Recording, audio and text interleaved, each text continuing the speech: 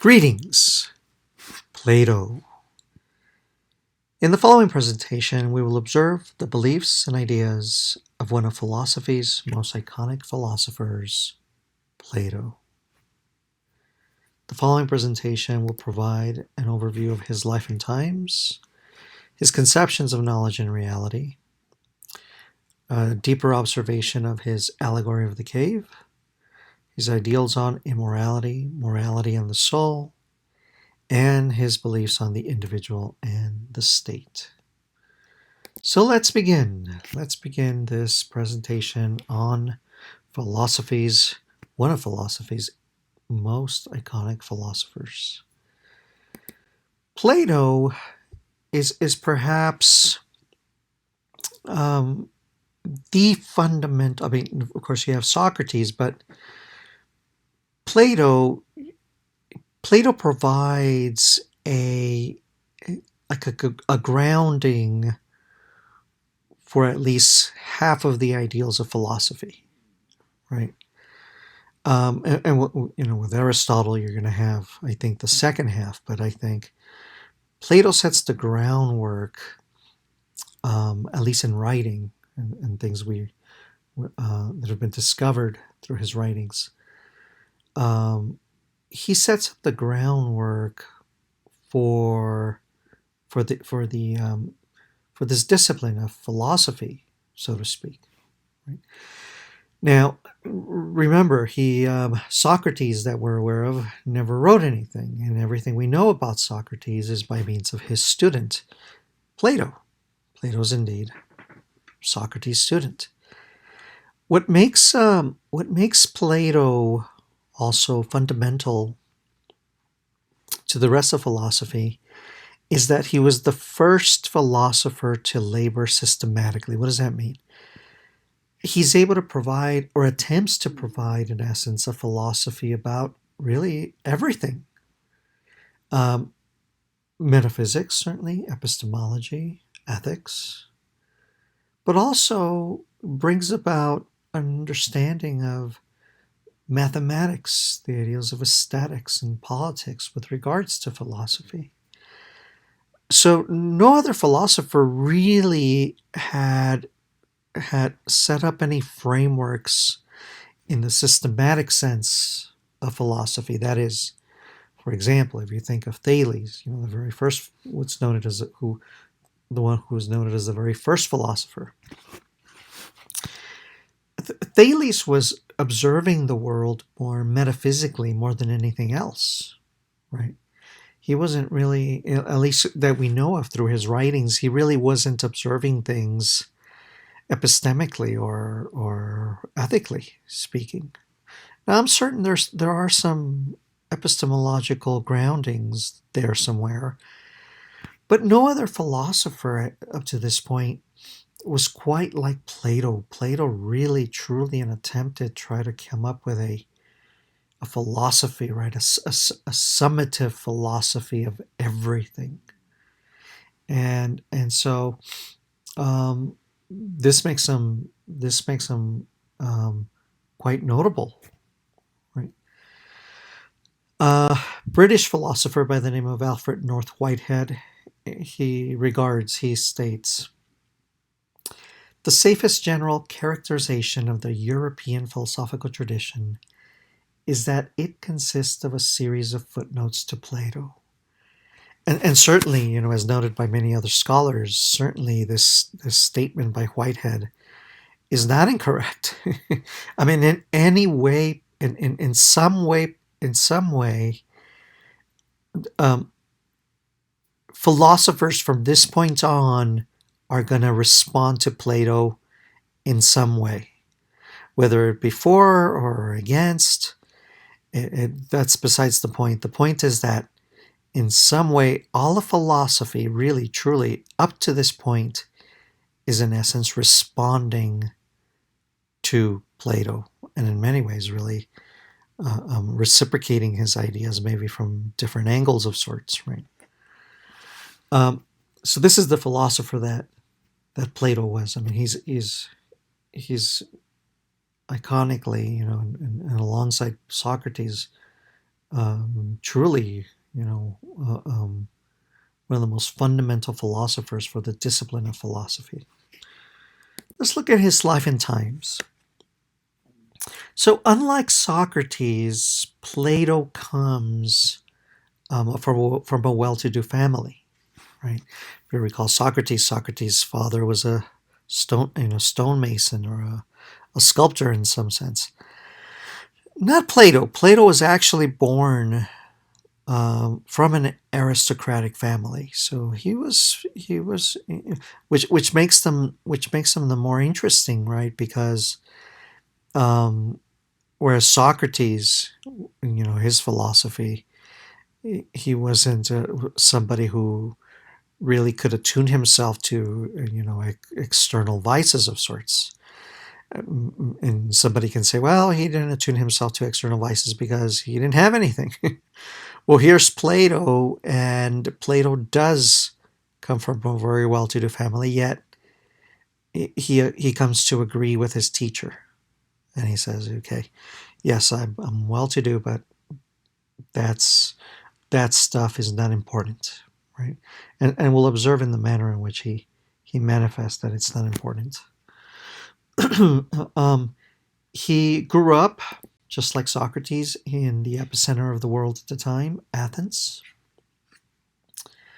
Um, and uh, and this is important, right? Because one can argue that if Socrates, if Plato had grown up elsewhere, would he have been able to manifest the ideals that he was able to manifest? Now, I say that with regards to Athens being, if you consider what happened to Socrates, Socrates was condemned to death, so to speak, because he was philosophizing and expressing his ideals of sorts. Plato certainly wasn't happy with that, but at least Athens, in some space, allowed him to nevertheless express his theories and ideas, or his beliefs and ideals, rather, his philosophy. He was born during the Peloponnesian War. It was a very bloody war, very extensive war. Born during this time, did not quite participate in it, but he was nevertheless born during this time. His teacher, as noted in the previous presentation, Socrates, was indeed a participant, and he's, of course, observed here at the center of this image here. But nevertheless, Plato, just like Socrates, in the physical realm, uh, was noted as a very prominent wrestler. He was very competent as a wrestler, right? And in some competitions of sorts, Plato was indeed given some sort of credit with wrestling. So he wasn't just a an old wise man delving in issues of thought and contemplation. He was also a an athlete in some sense, right? So his teacher was Socrates, and again, it's noted that we don't really have any writings of Socrates, and that we can thank Plato uh, for informing us about Socrates. Everything we do know about Socrates is because of Plato and in Plato's many writings. Um, so he, uh, with his execution, right? Plato, to a certain extent, comes to condemn the Athenian justice system, and he regards these senators of sorts. He says, it's terrible.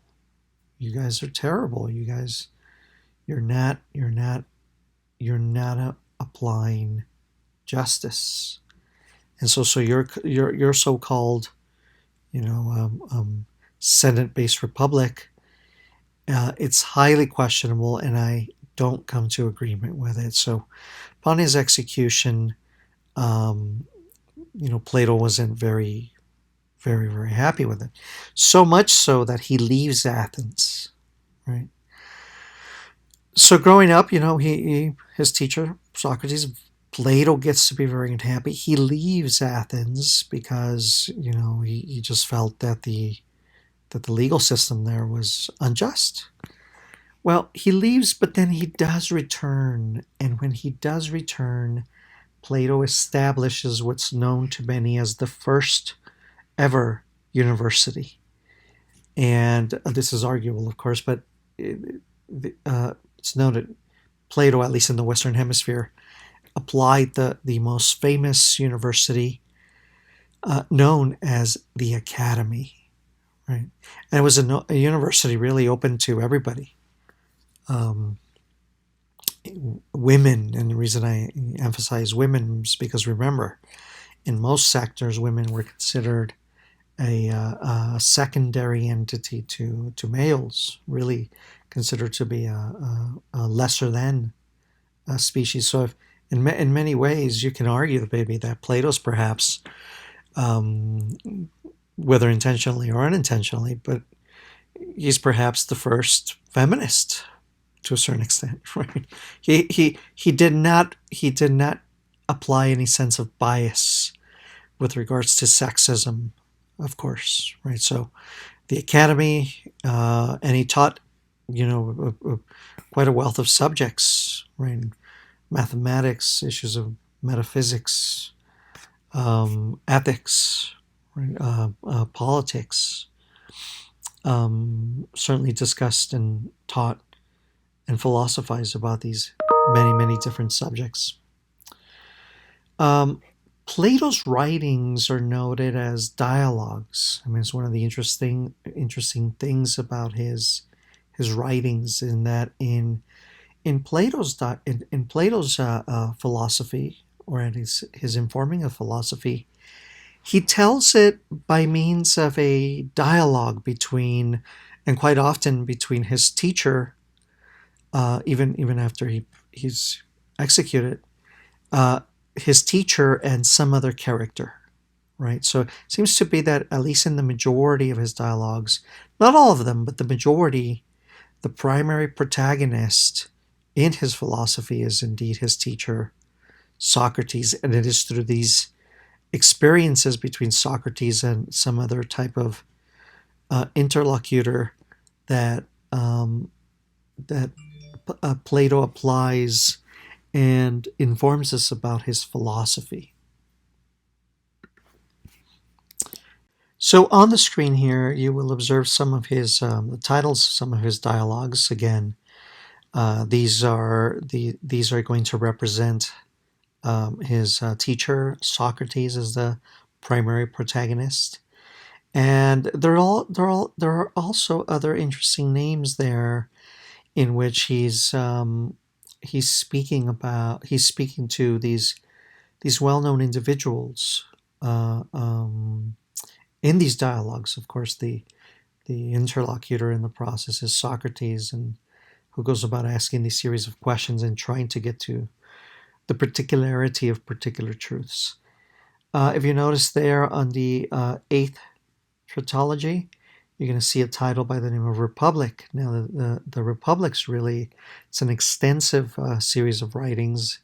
And today it's probably known as one of his most well-known books. That one deals with issues of regarding the politics and the forming of the perfect society. And we'll observe that as well.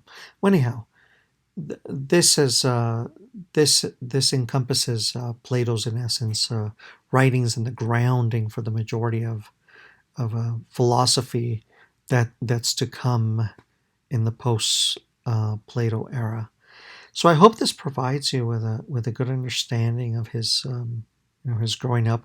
It's very concise, but gives you some essence of who he is as an individual. Now we're going to shift over a little bit, and we're going to get deeper into Plato's understanding, or his conceptions regarding knowledge, and also his conceptions of what he deems to be reality, the reality, in essence, of the world, so to speak. So let's begin. Knowledge and reality. So during Plato's time, you had a group of individuals, and this has been mentioned in previous presentations, but group of individuals who were known as the sophist. Now, a sophist is what we call a traveling professor, and these are individuals who, to their credit, they wanted to make a living by going to, well-to-off families, probably more of the families that were political families, perhaps, the house of a senator, whose children probably needed some training, and maybe the father was too busy, and so he wanted his children to have a certain kind of education on how to argue well, how to be good rhetoricians, so to speak. Now, interestingly, the sophists they were smart people, right? They were obviously you can't be a traveling professor if you don't have some sense of knowledge. But um, what would occur is, I guess, they would enter particular homes, and maybe within the realm of some homes, maybe the sophists didn't necessarily agree with some of the cultural beliefs. So, what these sophists would do is they would express and they would claim that, hey, your belief in Apollo and his the premises that you've perceived as being from Apollo, you know what, you're absolutely right. And quite often they would say that even if they didn't agree. Why so?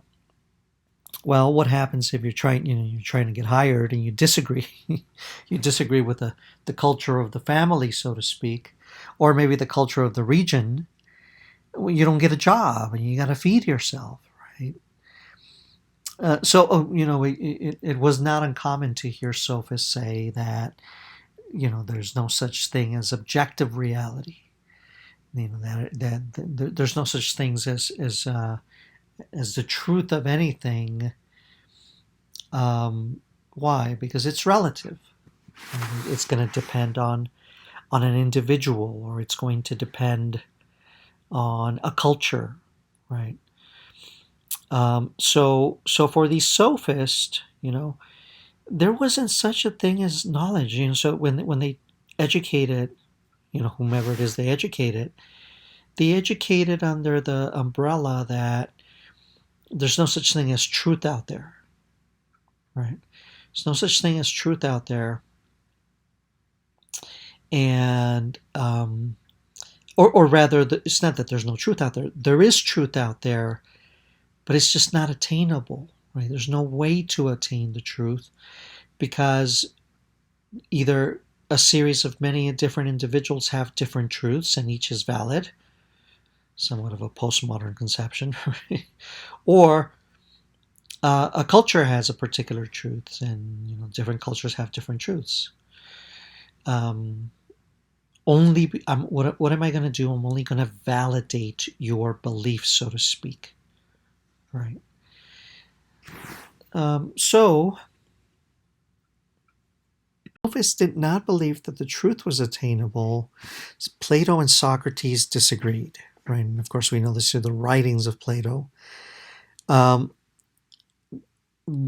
Plato and Socrates said, no, there are truths that are indeed attainable, right? So for them, knowledge of objective reality does indeed exist. So whereas the sophists, again, to echo their words, where they believe that objective reality is not attainable because truth is relative. Plato and Socrates were in opposition to this. They did not believe that the really real, that the truth of the world was relative, right? So, I mean, think one of the trickier ones. One of the trickier ones was this notion of beauty. Consider beauty. Somebody goes to a museum and somebody looks at an art piece. You're going to have a group of people that are going to say, "Oh, that's beautiful," right?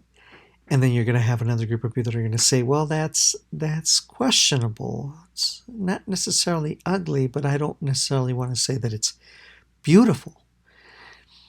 That's kind of a relative understanding of the truth of beauty, right? So what's the truth of the picture? Well, Plato and Socrates are not necessarily going to give us a direct truth about the picture, but they are nevertheless going to say there is some truth to be discovered there, right? Some truth that can be obtained. That can be obtained. Um, and that was their goal. Their goal was to get to some particular truth that was not in the realm of a relative nature. Okay. Um, you also had alongside, the sophists, you also had a group of people known as skeptics. Now, the skeptics, they believed that, you know, just like, whereas the sophists said that the truth of things was something that was relative, the skeptics believed that uh, truth was truth was neither relative nor was it attainable. The skeptics simply stated, it we simply don't have the capacity. We have that an inability to distinguish the differences between knowledge and a belief. Right. To quote them word per word, uh, the idea of skepticism is that we lack knowledge because we have no way of distinguishing between beliefs that we take to be instances of knowledge from beliefs that are clearly not instances of knowledge. Right. Maybe an example here is you go to the doctor and the doctor says, "Look, I'll give a personal example. I actually went to see the doctor, and the doctor, nice guy, and he gave me a good evaluation of things, and I appreciated him. But he then told me, he says, look, if you also want to get better, you want to make sure you eat these things. That he was so adamant about it. He claimed to know that my consumption of particular vitamins and foods that that was the solution to things, right? Who knows? I mean, he might be right, but I don't believe that there's a set truth to those claims. Why? I mean, we all have different bodies. Our systems function differently. For some it works, maybe for some it doesn't work, right? Um, so I don't necessarily, I have to be very skeptical of those claims. I can't just take them as a type of truth, right? And of course, Plato and Socrates were also skeptical, right? But ultimately, they were attempting to get to some understanding of the truth, and they believed that the truth could be known a certain way. So again, the sophist, these are people who are relativist. It depends on the person or the culture. And then you have the skeptics who believe that knowledge was always unattainable. There's no way of knowing anything. I mean, what a life, right? There's absolutely no way of knowing anything. Now, what saves the skeptics is that they kind of generally said, look, we don't know anything, but we're not idiots either. We're going to go with the flow, so to speak. We have to survive in the world, but we're never going to actually claim that there's a knowing to anything, right? So how do we distinguish between what we believe to be true and actually knowing that something is true? Well, Plato breaks it down, and he says, okay, look, knowledge, in a sense, the knowing, it has three necessary and sufficient conditions. So necessary means there's no other way. This is the only way. And sufficient means, okay, it's good enough, so to speak, right? So the three necessary and sufficient conditions are that, one, I must believe something to be true. Two, it must be true. And 3, I must have good reasons, be justified in believing it to be true. So in conclusion, you can sum up these 3 as a type of, that knowledge is a type of a justified true belief, right? So let's observe some of these, the nature of some of these justifications. Well, you take mathematics, right? You take math. If I say, 2 plus 2 equals 4, can that in any possible realm or world, can that ever be something that's relative? Right? Can anybody ever say, no, 2 plus 2 is 5? Not really, right? I mean, uh, the realm of mathematics, also it deals with issues of forms. You can get to the triangle. If I say the triangle has 3 sides, can anybody be relative about it? No. Can anybody really be skeptical about that? Not really, right? I mean, we all know that all triangles have 3 sides. We all kind of just know that 2 plus 2 equals 4, right? And now here's the thing also, these truths are conceptual, meaning the way we're going to grasp the truth of these conceptual understandings is that they are occurring in the realm of the mind. We're going to conceive them. We go out into the real world and we can infer mathematics, but we really don't see 2 plus 2 equals 4 out in the world, right? Not unless you're some type of accountant or, you work deeply in mathematics, but for the everyday layman who goes out there to the world and is observing it, so to speak, we're not going to witness these 2 plus 2 is 4 is out there. So we have to conceive of it, right? We have to conceptualize and idealize, the manifestation of mathematics out in the world, right? So Plato leads one to grasp that which is objective, that it's true regardless of what we believe, right? Mathematics is fairly objective. So here's an example, regarding necessary and sufficient conditions of knowledge. So if I said, or if I asked, out in Walden Pond, are there ducks on Walden Pond right now? Now, you're not there at Walden Pond, right? You've maybe seen ducks on Walden Pond, maybe seen them in a movie or seen them in a video or read about them in a book. But do you know for a fact that there are some lucky ducks out there on Walden Pond? And the answer is, because you can argue, well, look, I believe it. I believe that there are indeed ducks on Walden Pond. But, to say that that is true, and, what are your justifications for, is it just that these ducks were there previously?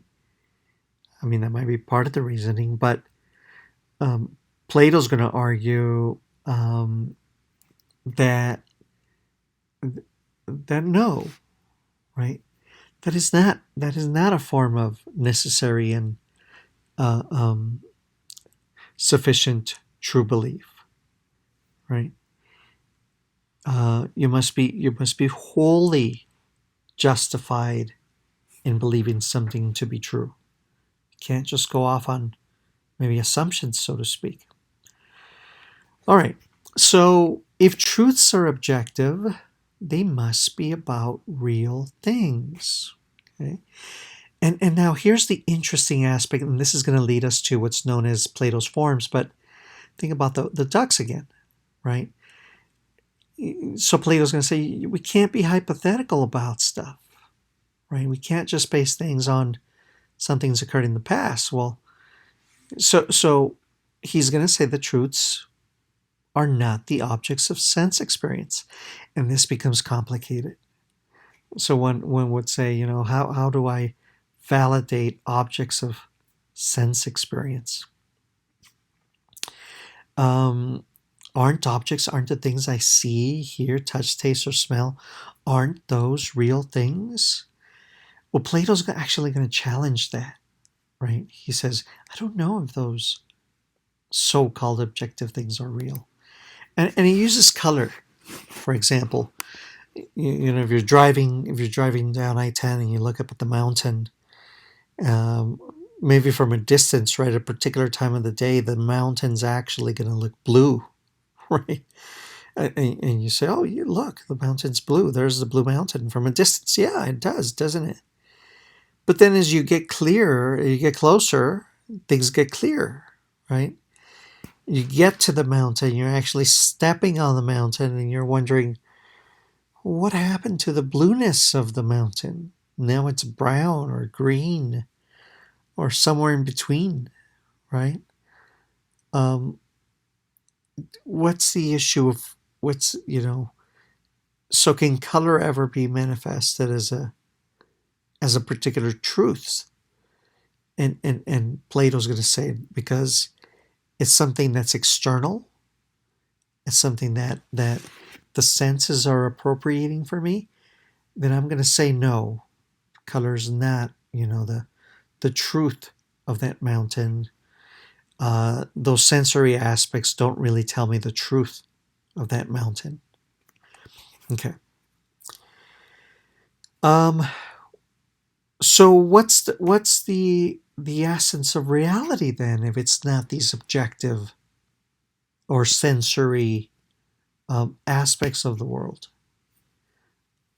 Well, Plato's he's going to give us um, a better understanding about the nature of things, um, about the metaphysics of things by means of a conception known as the forms. So here is Plato's metaphysics. Plato's metaphysics, in essence, um, known as the forms, um, is that the world cannot be attuned and cannot be comprehended and cannot be, in reality, asserted as indeed being these sensory aspects that we witness. In fact, he's going to be, I know he's searching, and no, both Plato and Socrates, they're in search of the truth.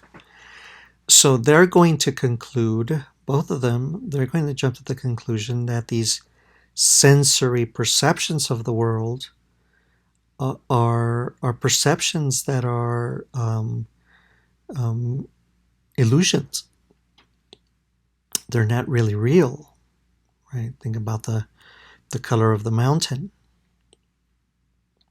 Think of it, and think of it in this sense. It goes back to this notion that um, ultimately, what Plato's going to get at, he's going to say, well, what is it that defines something that's really real? What is something that's really the truth?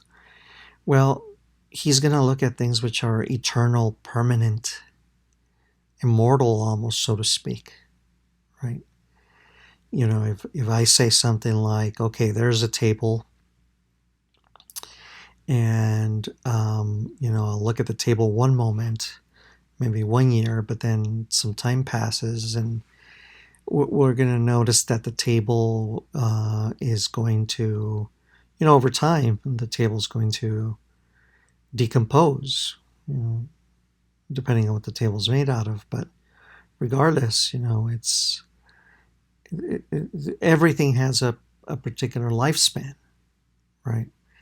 It's not permanent. When things were permanent, why are so many things different now than they were maybe 50 years ago, 100 years ago, 200 years ago, 1,000 years ago, right? What's the truth of the world, so to speak, right? And so uh, Plato's going to say, look, we have to conceive towards things that maybe are abstract. So if you think of nature, I mean, rather, let's use beauty, for example. Um, it can't be something, the truth of beauty is not something that's relative, or it's certainly not skeptical. What is beauty? So, in order to really discover the truth of beauty, I have to look, I have to look within, I have to understand the form of beauty. And where can I do that? I can only do that in the mind, right? You know, it's almost as if you're thinking, what's the essence of something, right? The essence of something is going to define its truth. So the form of something, you know, I'm grounding it by its some essence of it. So, for example, um, if I use the word strong, right? Well, I mean that's difficult, right? Because there are so many different variations of strong. You know, can an 80-year-old grandmother be strong? Well, yeah, you know, she can be strong maybe emotionally. Maybe she's strong in terms of character. Maybe she's strong. I mean, so now I'm conceiving of the truth of this ideal of strong. I'm conceiving of it abstractly within the confines of the mind. You know, and so the form of something is almost as if you're saying the essence, but you're only going to discover the truth of things in terms of maybe what we call the mind's eye, right?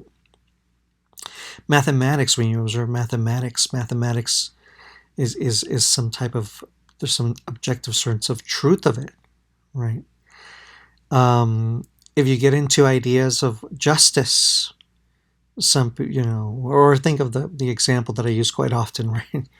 And I say, is it correct to eat baby Chihuahua tacos from the taco truck out there, right? And in Cambodia or Vietnam or maybe I don't know some Eastern Asian sector, this might be a delicacy, right? It might be something that's quite tasty. Um, the Indian people from India are going to say, our eating of cows is terrible. It's unjust. It violates um, the ethics of karma, right? We're going to have bad karma if we're trampling on the well-being of our ancestors, so to speak, right? And of course, I'm saying all of this very, uh, um, I don't know the extent of these ideals, right? I've never personally had baby Chihuahua tacos, sort of thing. So I don't know um, the gourmet nature of them. But um, are we right in saying that no, we don't eat baby Chihuahua tacos in the U.S.? And a fellow Cambodian might say, no, you know what, you don't know what you're missing. And are Indians correct in saying that we're terrible in eating ribeye steak? And we're saying the Indians don't know what they're missing, right? So what's the nature of, what's the ethical norm of that? Well, I'm not going to find it in the world. That would be, you see, that's something that's relative. The truth of that is relative. So I have to. I'm not going to witness that. I'm not going to be able to witness the truth of that objectively. I can only understand it conceptually. The truth of something like that would be, the ethics of something like that would be something that's abstractly conceptual. What about the idea of maybe something courageous? What's the truth of being courageous? Well, look at that. Look at that soldier out there who goes out there and indeed goes face forward out into the field, guns a blazing, right? Is that indeed a courageous act, right? Does that does that exemplify a courageous act? Um, what about the story of Joan of Arc? Same thing. The sense of uttering this sense of courage and going against by the norms of the state in some way and getting out there. Is that courageous, or is it look at these four gentlemen. These are the famous four at a bar in Greensboro, North Carolina, who sat at an all-white counter during times of segregation. Is that what it means to be courageous?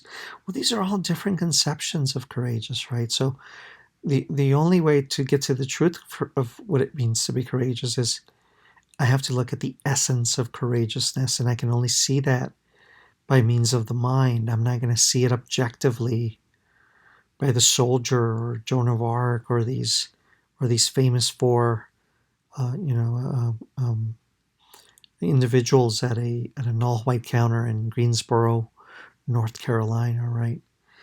Um, so you see, that's what Plato means by form, the form of something, the essence of something, right? I'm not going to see it by the senses of the world. That really doesn't tell me the truth. If anything, it confuses me more about the truth. So the forms are this essence of things, right? This abstract nature that I can only conceptualize by means of the mind. Um, there's also forms of properties, right? The truth of there are certain truths in forms of properties, and these are not necessarily sensory, but they are we can see some sort of innate sensory aspect of them. So, I mean, conceive of a triangle. Does a triangle have three sides? Well, truthfully, yes, because if it doesn't have three sides, you see this by means of logic too. If it doesn't have three sides, then it's not a triangle anymore, right? So, irregardless of the type of triangle that you're observing, outabouts in the world, um, the truth of the triangle is indeed that it has three sides, right? So you note that this understanding of the triangle, um, one really doesn't have to witness it, right? Sensorily, I mean, if by definition a triangle's three sides, I can in essence know uh, that a triangle has three sides by the logic of the mind, right? If a triangle is defined as a three-sided figure, and I in turn make it four sides, then by logic, I no longer have a triangle. I have a square or a rectangle, right? Or something that's just simply not a triangle, so to speak. The point here is, and we start getting into a little bit deeper into what the forms is getting at, is that knowledge is in essence not acquired externally, but rather that knowledge is acquired internally. And that because the forms are something that we can only conceive of within, the ideal, that's going to surface is going to be um, that this is something that's just simply inscribed within us, that we simply just know things. So to exemplify this, let's observe one of his dialogues. And the dialogue that I'm referring to, it's entitled Meno. Now, Meno is the name of he's a young man. He's a sophist, and he's also a student of another sophist by the name of Gorgias. And the question that's come up in this conversation between Meno and Socrates is whether virtue is something, the idea of virtue, can it be taught, or how do we know what virtue is? And Meno starts going off and he kind of starts telling Socrates that Gorgias taught him about virtue and tells him in essence what virtue is. And Socrates, what he does is he says, look, um, I'm not sure if virtue something that we can know. Again, by that sensory sense, that's in that sensory sense of the word, right? He says, virtue is something that we're going to know. Virtue is something that we just simply know by this idea known as recollection. And Meno says, well, can you illustrate it further? And he says, okay, look, mind if I borrow one of your slaves, right? Remember back then slavery was not uncommon.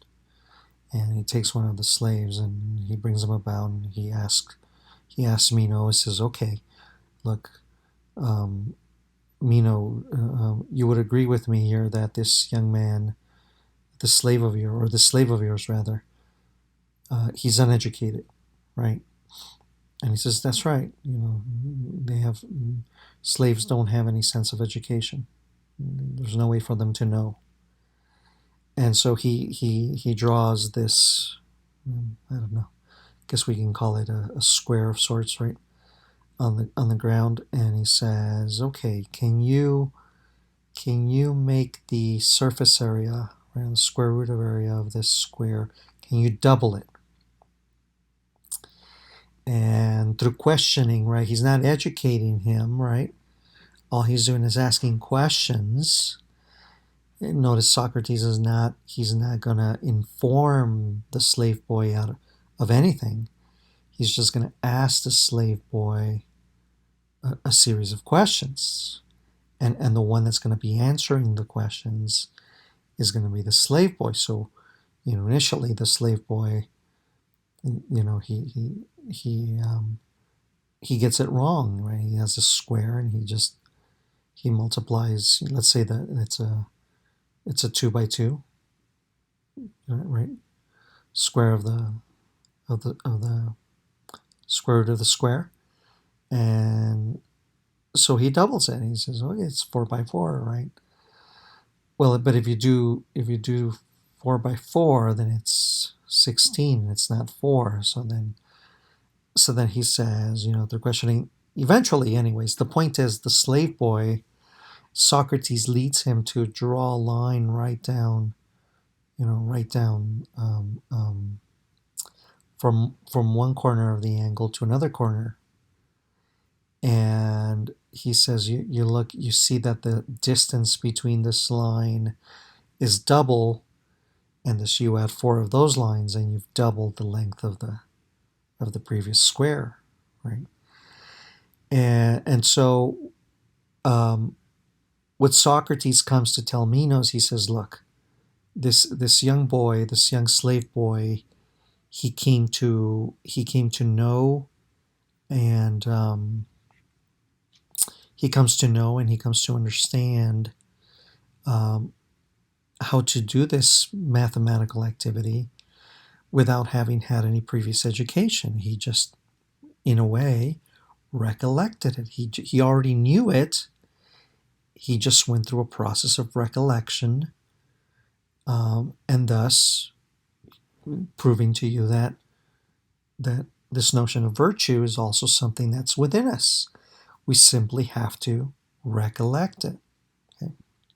So that, in a sense, I hope that clarifies kind of this understanding of the forms. In essence, really, think of the idea of essence, right? The essence of something. That despite the differences out there, the truth of something is by its essence of sorts, in a way, right?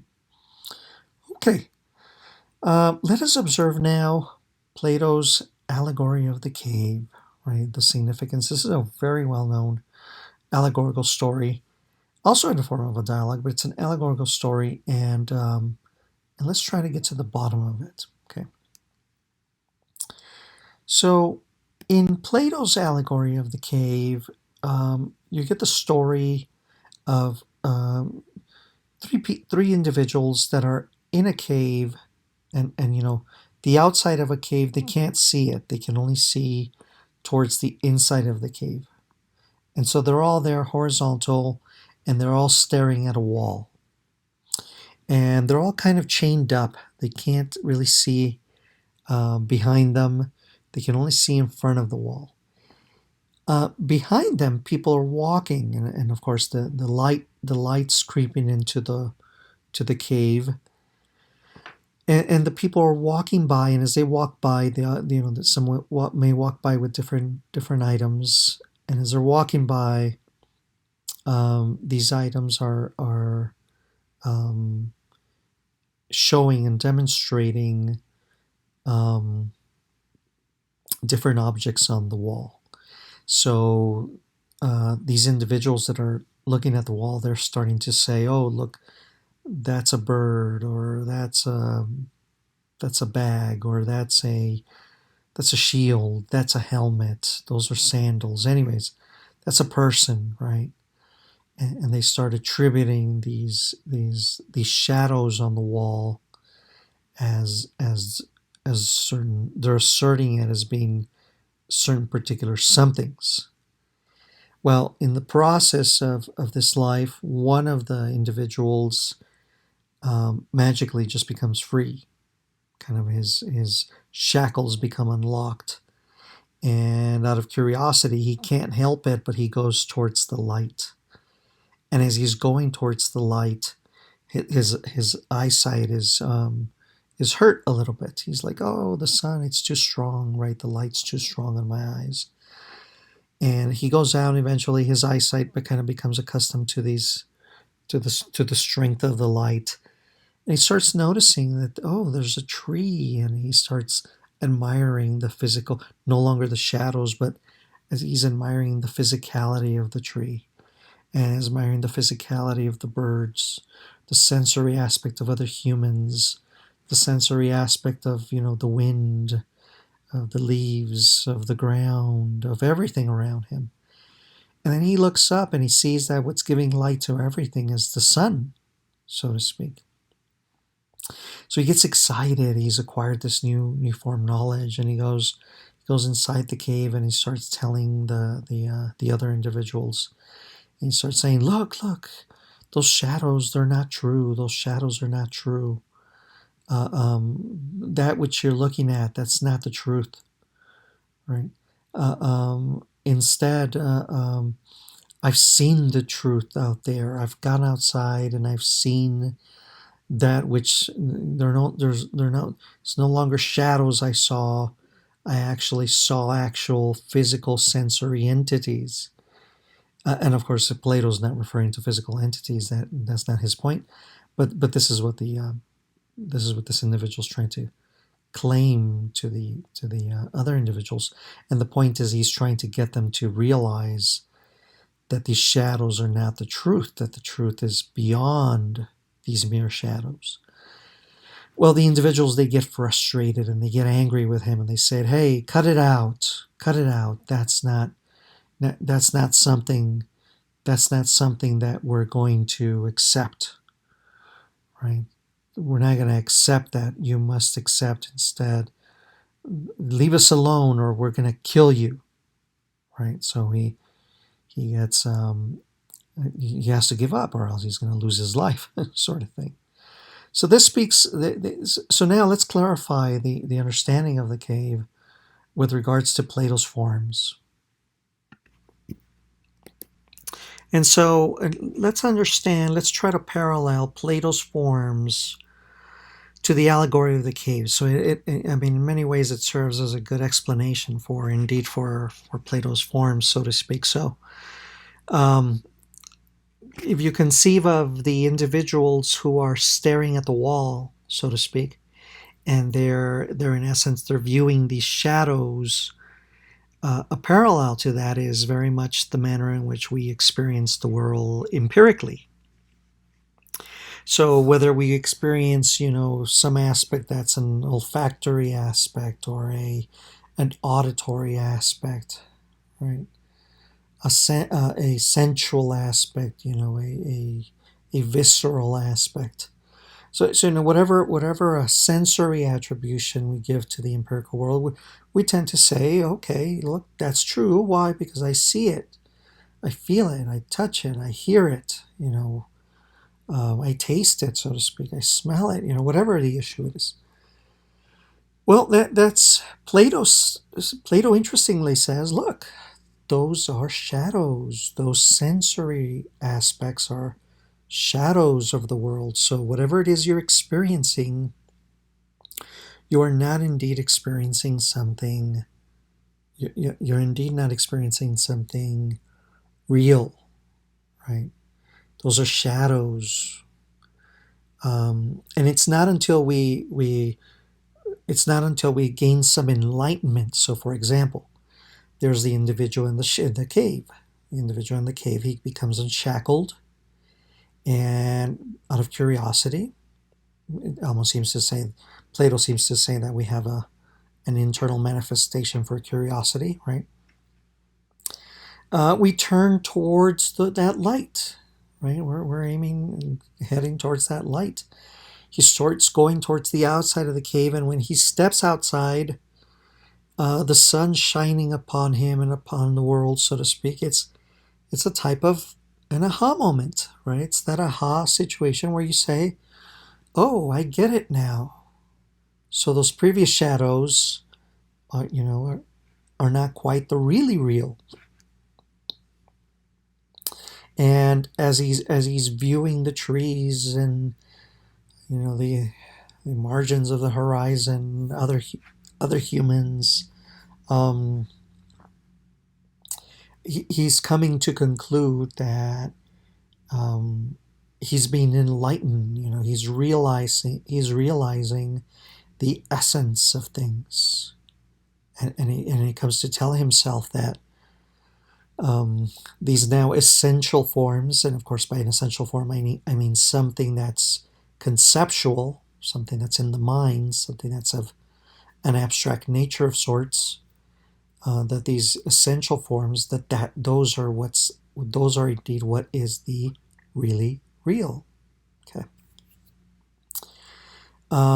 So he goes out there and he's witnessing these, and the sun, right? He gives an attribution to the sun, um, or he gives an emphasis to the sun. He says, "Oh, I am enlightened, right?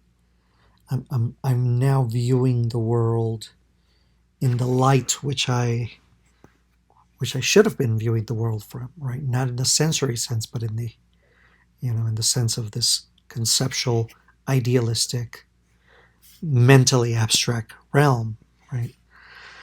And it's and what's the validation for the forms? Well, the forms, because they're in the mind, they cannot decay. The essence of something truly cannot decay. It's eternal, so to speak, right? All right, so this, in essence, is a lesson where Plato, in a sense, is saying, okay, do you wish to remain an ignorant being by um, making claims of these, sensory aspects of the world as true, or do you wish to be illuminated? Right? Do you wish to see the really real? Okay. Now we're going to view the Plato's conceptions of immortality, morality, and the soul. Okay. To begin here, um, I would like to give I guess we can call it a concise cultural historical overview of the world before Socrates, before Plato, right? So before their generation, you had certain poets, two particular notable poets. Um, One of these poets was Hesiod, this writer, and Hesiod during his time, he made a claim. He made a claim that's noted in writing that upon Mount Helicon he witnessed he witnessed these almost supernatural entities known as the Muses. And there in the image you see this dance of the Muses, and there's Hesiod being inspired, so to speak, right? And so he says that these muses would come about, and they would gift him with inspiration. And so this poet of the time, he attributed the existence of such muses as true, right? And of course, he was the only witness at the time, and so who could contradict him? And of course, today, it'd be very difficult to ascertain Hesiod's claims are true, but who knows, right? But that's the spiel, right? Um, Socrates and Plato and philosophers aiming for the truth would say, well, hold on a second. Let me ask you a couple of questions, right? Anyhow, another of these writers, of these poets, and of course it's, iconically Homer, who wrote the Odyssey and the Iliad. If you don't recall those two stories, just think of the presence of mighty Achilles in there in the image. He's slain the Trojan prince Hector.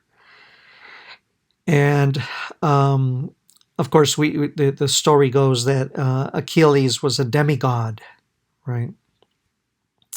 And that this, the demigod is generally pretty close to immortal, right? Pretty close to immortal. I mean, he had these supernatural capacities, but he was still mortal, right? He could still be slain. And of course, in the Iliad, he's slain by Hector's brother Paris, who slings arrows, and the famous, adage, Achilles' heel, where an arrow goes through his heel and it impairs him and ultimately puts him in a position of mortality. So you have this background of these poets who are kind of embracing these aspects of mythology and thus strengthening them for the cultural overview of the time. But more importantly, of course, in the mythological sense, is the question of what happens to one's soul, right? What happens upon death to one's soul? And by the writings of Homer and inferences of Hesiod, the idea is that your soul goes to this place, almost like a purgatory type of place, where you go to Hades, so to speak, and you live in eternity in Hades, so to speak. And Achilles, there's a famous quote written about Achilles who says, this is not a very good place. I'd rather be a king, I'd rather be a peasant or a slave in the real world than a king in Hades. Right? He's saying in Hades, it's not a good place to be. I don't want to be here, so to speak, even if I am immortal here in this place. And the story went, when you passed on, that your soul carried on from life to the afterlife. And so it goes that Charon carried the souls across the river Styx, right? So that bridge between life to the afterlife, between life on to Hades, was Charon's doing, right? And so this was kind of the mythological tale of what happened in, going from one's life to an afterlife. Plato had a different ideal. Plato believed the soul to be a little bit different, right? He believed the soul to be immortal, but not in the immortality that either Hesiod or Homer depict in their stories. And so we're going to observe this. Let's observe, indeed, Plato's version of the immortal soul. So here he references Socrates, and Socrates comes to conclude, and Socrates jumps to the conclusion. He says he provides the argument. He says, "Look, um, when I die," and this is in a sense, a conversation that Socrates is having with in the book, the Credo, or actually, I don't think it was the Credo. I can't remember the book. I apologize for that, but it's a book he's having with the people who are surrounding him prior to him drinking the hemlock.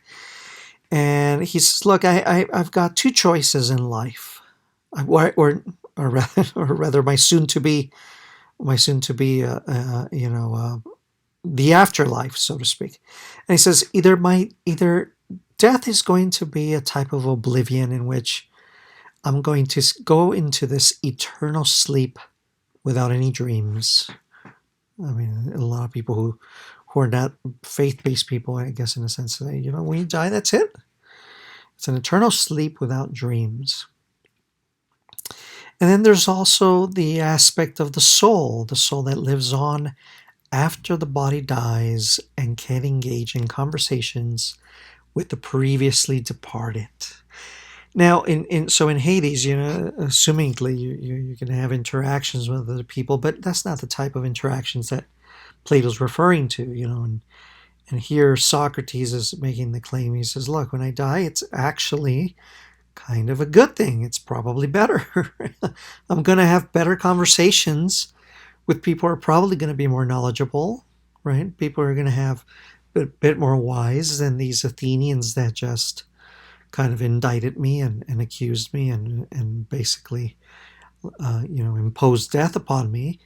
I'm going to be talking to people a little bit more, not a little bit, considerably smarter than they are." So those are the two choices, and I would like to believe that indeed, when I die, my soul is an entity that engages eternally, right, with others, with the previously departed. I do not believe that is indeed an eternal sleep without dreams. Well, Plato has to validate this, right? Plato has to make an argument for the soul. And he comes up with several approaches, which are listed here. He provides the sense of a cyclical argument, the theory of recollection, the affinity argument, the argument from form of life. So we're going to talk about this for a little bit. The first, the cyclical argument. Now, here, the cyclical argument, it's almost like a recycling sort of thing. I don't like that term, though. It seems to demean this aspect of the soul too, a recycling function. But the argument here in his cyclical argument is that the soul has always preceded life, right? There's a soul up and about, and right now, to exemplify myself in a sense, right now that soul is within this box that we call a body. But that's not who I really am. This box is not who I really am, right? My soul preceded this body, right? And this notion of my soul, it is indeed connected to life, right?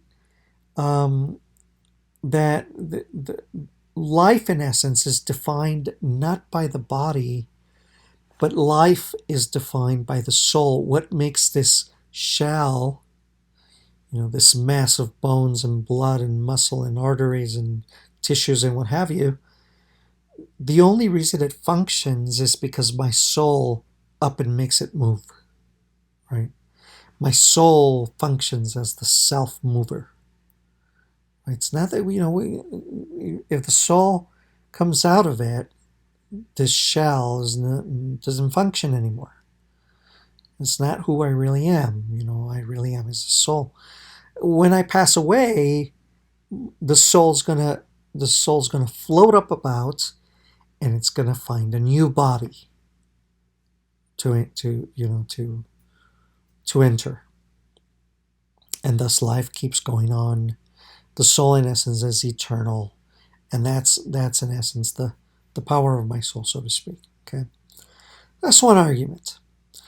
Another argument is the recollection argument. And here in this recollection argument, um, um, Plato says, um, okay, so my soul, it's existed before the body, just very much like in the cyclical arguments, right, in the recycling aspect. But before it enters the body, this soul is already immersed with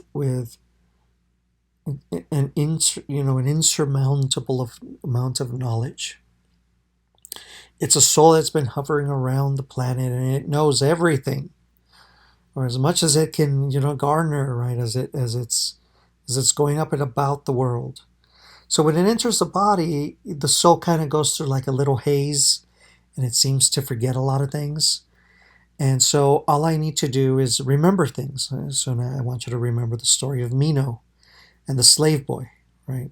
Here's the slave boy, and it really needed no education. He already knows the answer. He just needs to recollect. He just needs to remember. So it's like when you're learning something, you're in class, and you kind of say, "Well, gosh, it seems familiar," and then before you know it, you have like an aha moment. You're like, "Oh, yeah, I knew that," right? And you're remembering it. You're absorbing it, and you're remembering it, and you're telling yourself, "Okay, I've recollected this so-called this in essence this truth of sorts." Okay, so that's the recollection argument.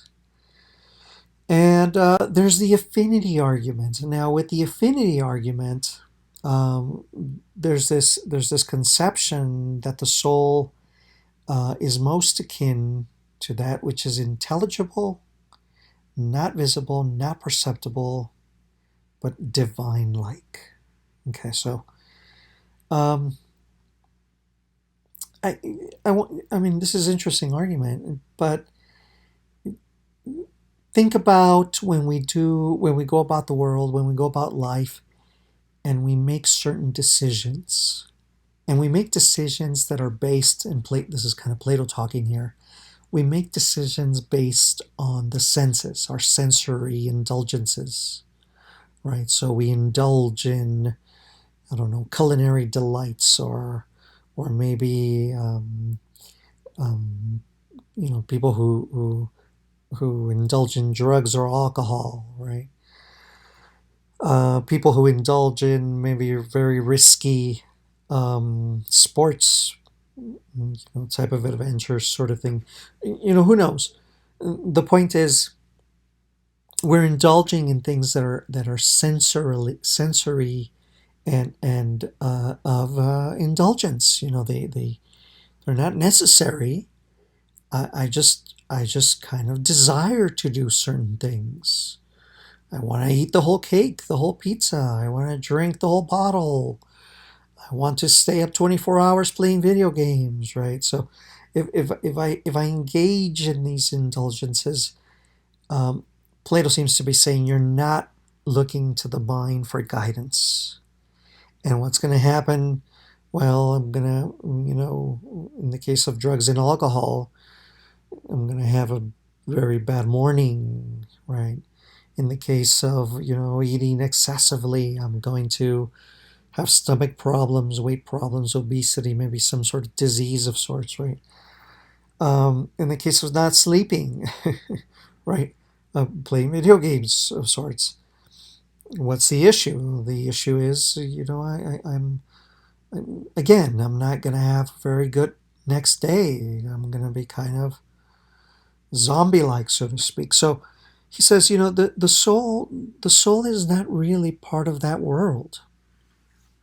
The soul is not a part of the world that which is sensory. The soul instead is part of a world that's internal.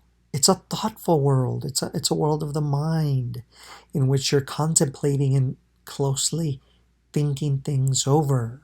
Right? You're not embracing or indulging these sensory manifestations, so to speak. Right? And so if I'm in tune, and there's a sense of affinity between my soul and my practices in the world, then I'm going to I'm going you know I'm going to be a wiser person for that, right?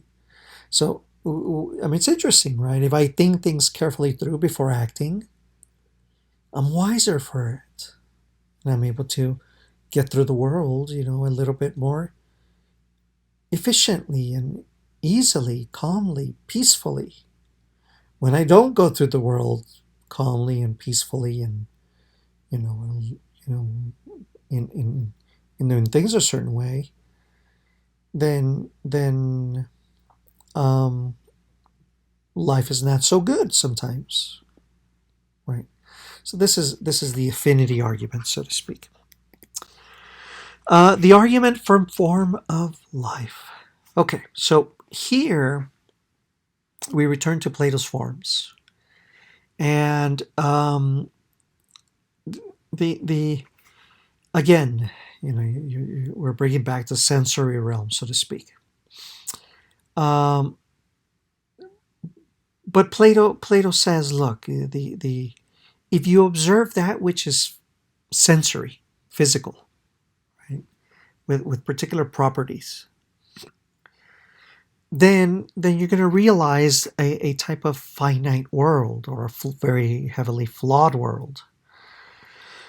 And it's not until when you attune to yourself, to the mind, you're realizing that world there, or that sense of perception of the world, in that sense, that's an eternal, flawless, in essence, immortal realm, right? The soul is not part of this form which is sensory, because that's a flawed, decaying world, right? Or a flawed, decaying perception. On the other hand, when you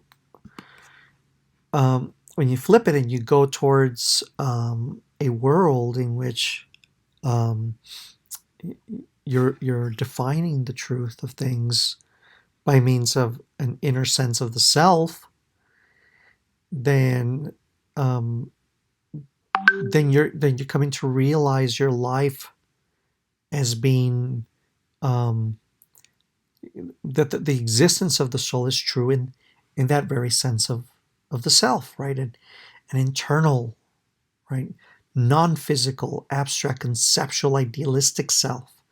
That's really the really real, so to speak. And so this defines, bringing in the forms, the form of life. This is the essence of life. It's my soul and not that which is physical. So what results is Plato then is establishing a type of dualism. So by dualism, I mean, two separate realms. There's a belief that some people believe, this idea of the soul and the body, it's the same thing, right? When the body dies, the soul dies, right?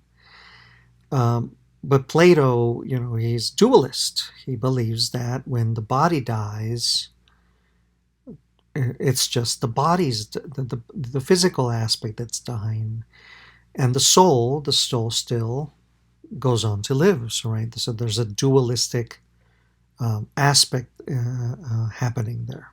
Okay.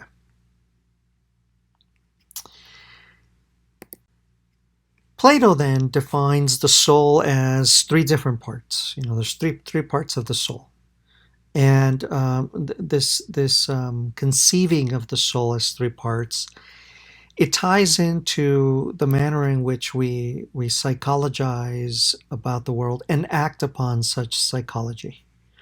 So, our moral actions, our moral choices, right, are attuned to this psychology, right, to the psyche, to the mind. And so he fragments the soul in three different aspects. So you also want to think about the soul here in terms of Plato's conception here, that the soul is also the mind. So the mind is very much an integral part of the soul.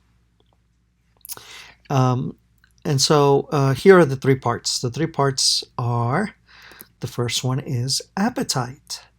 So for Plato, he says, in the human self, um, we have a um, we have desires, right? We have desires. There's the aspect of greed and money. There's the aspect of uh, you know uh, uh, um, um, issues to be wanting to be recognized and acknowledged, right?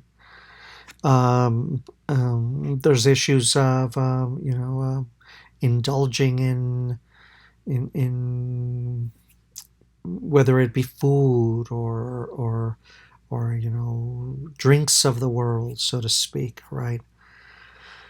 Materialism. Um, so those are the appetite. That's the type of that we have. Part of our soul. It has this appetite nature about it. Okay. There's also the spirit. Actually, I think I miscategorized the aspect of wanting to be acknowledged. I think that one falls more here with the spirit aspect of the soul, and that's that we always want to be number one, right? We always want to be recognized. We want to be better than the Joneses, so to speak, right? As they say, um, we want to be. We want to have the nicer car. We want to have the better promotion at work. We want to be recognized as the better employee or better student or better competitor out there, right? So we're always, aggressively trying to climb up that ladder, right? We have this spiritual aspect of not so much materiality, right? Although that's part of it, but it's more look how awesome I am, so to speak, right? That we've got this competitive nature about us. Okay. So Plato takes, the appetite and he takes the spirit and he says, look, if you allow your life to be guided by those two aspects, then then it's going to be bad news for you. Right? You're going to be guided by in that sense, then it's gonna indeed be bad news for you. Um, so um, what's the other aspect of the soul? Well, it's reason. It's neither about appetite, it's neither about the spirit, but it's about reasoning, about thinking, about aiming for wisdom. And what reason does is reason allows you to kind of mediate and balance. You don't necessarily want to get rid of them. It's not a bad thing to be competitive. It's not a bad thing to have desires, but within moderation, right? There's going to be some sense of reason, and if you're able to do it wisely, then you're going to be okay, right? This, of course, impacts one's ethics, right? Our morality, our actions, and our moral actions, so to speak. And um, um, so Plato's actually the division of the soul in those three aspects. It was recognized by a psychologist by the name of Sigmund Freud, right? Considered by many to be the father of psychology, right? And Freud, he had a similar division of the psyche when he said, look, there's the id, ego, superego. So kind of with the appetite conception, when we have these certain desires of the world, even if they're harmful, that would be the id. So, Freud's id, leads to this, aggressive, excessive aspect of appetite. And then there's he had kind of it does change a little bit, right? But he had the notion of the superego. It's like, whereas it's like the little devil, the superego is the angel, where the angel's extremely repressive against any of those desires. Um, so the superego limits and represses the self in not um, acquiring any of these desires out there, so to speak. And then the ego, right? Ego's very much like that voice of reason that balances between the two, right? There's a mediation between both of them, so to speak. So, in terms of the morality of the soul, if you're in tune with the appetite aspect of your soul, but not with the reasoning aspect, then you're going to have a very difficult life. You're going to get in trouble if you indulge in excesses, so to speak. Or if you allow your competitive nature to get the better of you and you do something maybe unethical to get the better of, your fellow colleague or neighbor or whomever, that's going to put you in trouble as well. So to be ultimately moral, then look to reason. So the soul and morality are very much in tune with one another. So I'm not sure if you recall, but in one of the previous presentations, we talked about Thrasymachus, conversation with Socrates. They were having this conversation in which the question of what is justice came up. And if you recall, Thrasymachus said, it's the interests of the strongest, might makes right, right? To paraphrase a little bit. Here, Thrasymachus is probably allowing the spirit aspect of the soul to get the better of him, right? The people don't know any better. I'm superior to the people. I look at me. I'm in that hierarchy. That's allowing him to get a better, sense of understanding, a bit perceived understanding of what seems to be the right and just thing. Okay. So that's one understanding of things, right? That shows you the I guess what should we call it? Um, it demonstrates to you the manner in which these aspects of the soul are functioning. There's a Plato applies the story of Glaucon, and to illustrate, let me speak about this story that I'm about to tell you, or that Plato rather. I'm about to express Plato's story, and it deals with issues of human nature. So in Glaucon's story, there's a question. There's a question about what is in fact our human nature. Do we in fact do we comfortably and part of our nature, right? Virtuously, do we follow the laws to avoid the consequences? All right. And there's also this inference of a social contract. And this aspect of the social contract is that we tend to all be in agreement to put certain people in power, and that we form a pact to be comfortable with that agreement, to avoid harm, right? So okay, we're going to agree to put you in power, so you protect us from, you create laws to avoid consequences. Um,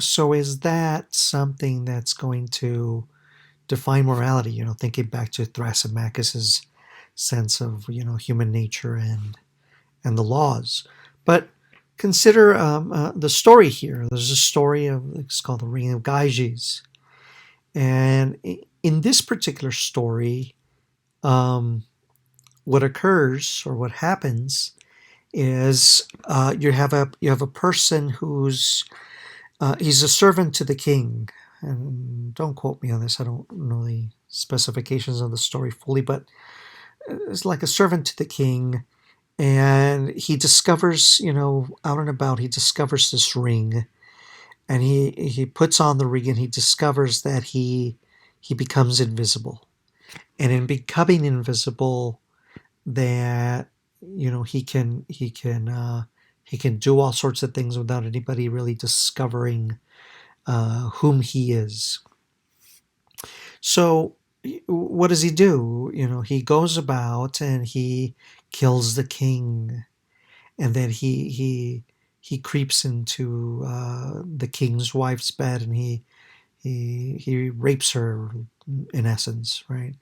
And he obtains all these, material wealth, so to speak. So in essence, the aspect, the fact that laws guide our morality, um, um, well, here's this example of this individual of the Ring of Gyges who's defined the laws. His ideals about morality are out the window. He's allowing his the appetite conception of the soul to overtake him, and he does terrible things. He kills and he rapes and he steals, really, right? Does all these bad things, right? Um, so um, it seems to go in line. There's a bit of complication there about how our human nature is defined, right? Are we good solely to avoid consequence, or is there some aspect within us that allows us to be superior? Well, I don't know. It seems to be that Plato seems to be getting at the fact that, hey, look towards reason to be a better self. Look to reason to be a better self. Don't get immersed in appetite, or don't get immersed in there's the appetite aspect of the soul, and there's the spiritual, the spirit, the competitive aspect of the soul, right? Um, so in essence, this is the division between the three different aspects of the soul by Plato. And again, it's the reason aspect that ultimately, more than anything, should serve to mediate between the other two, or else your sense of being is going to be maybe somebody not unlike that individual there, right? I mean, is that truly who we are? Um, are we so savage-like in our nature, right? Um, it's difficult. It's difficult to define. Okay. Well, we're down to the last section of Plato. So think about the morality of the moral message of the Ring of Gyges. In essence, it's that is part of our nature, is that the appetite can overcome us, and we can certainly do savage things, right? Well, this next section, the individual of the state, it's going to talk a little bit about, because we all have different souls within us, a certain way, souls which guide us to be a certain way. Then we have to structure the state with particular people in place. Okay. So this section is in relation to the individual and indeed the state. Here, with regards to the individual and the state, are aspects of democracy, meritocracy, and aristocracy. Plato seems to be in defense of a societal state that is a meritocratic type of state. Right? So, in a meritocracy, the idea is that certain leadership benefits should be given to the people who are the most gifted. So if we ask the question, who would be the best leaders for a society, then the best leaders of society are the ones who seem to constitute the wisest choice of action, right? So individuals who don't show a type of competency to be a certain way, um, then those particular people should not be the leaders, right? Because they don't show, under a meritocratic umbrella, they're just not talented enough. They're just not knowledgeable enough. They're just not wise enough to be able to lead. So, in essence, what Plato's really leading towards is saying, who should be the leaders? Well, we should be what we call the philosopher kings, right? Because philosophers are continuously contemplating deeply and attuned to the all types of scenarios in which would be the best case scenario in a particular context.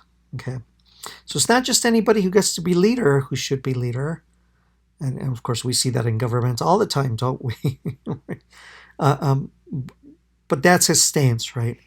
So that's he positions this as being superior to what we call a democracy. Democracy is that in which the people, the masses, they should rule over the few. But according to Plato, he says, well, look, in democracy, you're going to have individuals whose appetites are going to overtake them, individuals whose spirit, competitive nature is going to overtake them. And that's going to be problematic, right? That's not going to be, that might cloud their judgment, so to speak. You see with issues sometimes uh, um, in government with a um, um, there's a sense of biased nature, right? In certain democratic realms, that people are not unbiased, right? People are certainly siding with certain preferences. This is also he doesn't agree with an aristocracy, right? He doesn't agree that um, somebody should be in a position of leadership because of certain, I guess, what we call um, ancestral rights, right? My father was king, so that makes me a king, right?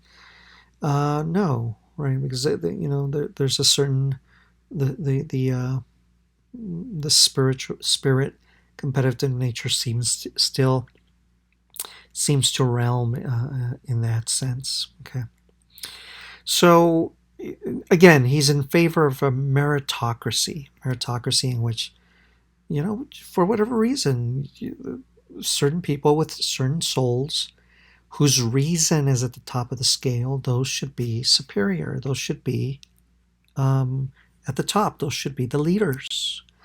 So he divides. He does create kind of like a class in society, and he says, okay, look, if you can't help it and you're moved by appetite, then you should be a laborer, carpenter, artisan, or a farmer. Right? Your appetite will help serve you better here. Those who are moved by spirit, those who are competitive by nature, right? Seems to make sense, right? The soldiers, the warriors, the police, so to speak.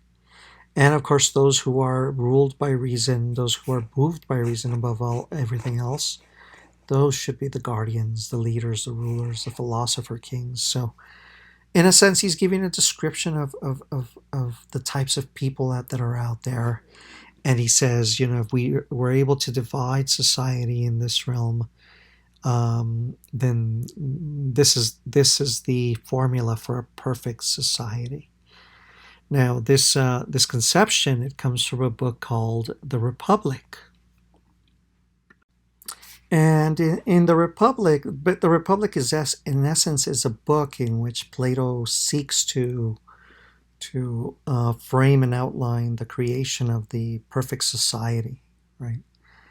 Now, so it gives a good validation for the meritocratic society, but a lot of people, they label the Republic as a book that promotes inequality, and it says, even if I have a desire to be a leader, I couldn't delve into that realm of leadership because, according to some tests, Plato talks about some sort of test that people would have to take to prove and see which part of their spirit is superior. My spirit doesn't, my soul doesn't allow me to be a leader, so to speak. Anyhow, there's a lot of issues, but at heart, you have to see, Plato's good intentions in promoting this meritocratic society. Needless to say, there are problems with democracy, right? You give some people the choice, and sometimes we don't quite opt for the best choices. So, with regards to his ideal society, um, people are defined by one of these three categories. And whichever one is the superior of the three, that's what allows them to function, or to be given a particular job, a particular function, a certain way. This is what's best to serve a community. So it's almost like a little bit of a socialist, kind of a communist ideal, in that we do what's good for the betterment of all of society, right? This is what it's a very much a communitarian sense of morality rather than an individualistic sense of morality. Now we might be saying, hey, well, look, aren't these individuals, aren't these philosopher kings going to get the better property? Well, I mean, that's what's really interesting about his book. What Plato labels is that these particular individuals, um, they are not going to, they don't have a right to property. Right? If you're going to be a leader, we need to eliminate any possibility for you to have to delve into the appetite sense of property. Because if you're thinking about property, you might twist and nudge your legality, right, your legislation, to benefit your well-being. We eliminate property, then no problem, right? It's almost like a monk-like type of attitude. Okay. So his ideal is that this is the utmost way to form the most moralistic type of community. But there's no denying that we should have there's a critical question to be asked here. Should the unity of the political state supersede individual freedom? And that's a tough question. Should the betterment of the entire state, is that beyond one's own individual freedom, right? Is it a betterment for all or a betterment for the self? I mean, it's complex, right? It's a really tricky conception. Okay. To finalize, I'd like to refer to the Credo. So the Credo's the story, this dialogue in which Critobulus, one of Socrates' friends, he goes over to his jail and he pays one of the guards and he says, "Hey, Socrates, look, I know you're about to tomorrow. You're supposed to drink the hemlock. You're gonna die. That's no bueno. It's no good. I've paid off the guard. I want you to escape. Just leave. You can't be in Athens anymore, but at least you'll be alive and you'll be free." Excuse me. Um, and of course, in a sense, Critobulus is provoking Socrates to break the law. And Socrates, rather than think of himself, you're thinking about that idea of the what supersedes, what's better, the state or individual freedom. Well, here's Socrates. He says, "Look, Critobulus, I thank you. I thank you, but injustice does not correct injustice. Yes, I felt that they were unjust in accusing me, and in indicting me, but hey, injustice does not correct injustice. And look, you should be at peace." Now Socrates doesn't actually mention the soul in the Credo, but there is indeed an inference, right? That you're thinking about. You're not corrupting the soul, so to speak, because if you engage in an injustice, there's that idea you might be acting a little bit ignorantly. So, as always, as is the case with both Plato and Socrates, that there's a deep, emphatic importance in caring for the soul. And so Socrates almost says, the idea is that, even after I die, it's going to be okay, right? As long as I've maintained my soul pure. If I start corrupting my soul, then I'm harming my soul. And so in this afterlife, so to speak, then it's not going to be good for me. So I care for the soul by doing that which is just, right? Even if it justice sometimes harms me. There's a little bit something that goes parallel to his ideal society, right? About about individual freedom in the state, so to speak. So it seems to be, even if the state is unjust, you're still validating the laws of the state, so to speak. Well, that sums up this presentation of Plato. I hope it's been of some benefit to you, some academic benefit, and that it's clarified, hopefully, some aspects for you. And I thank you for listening and taking the time. Thank you.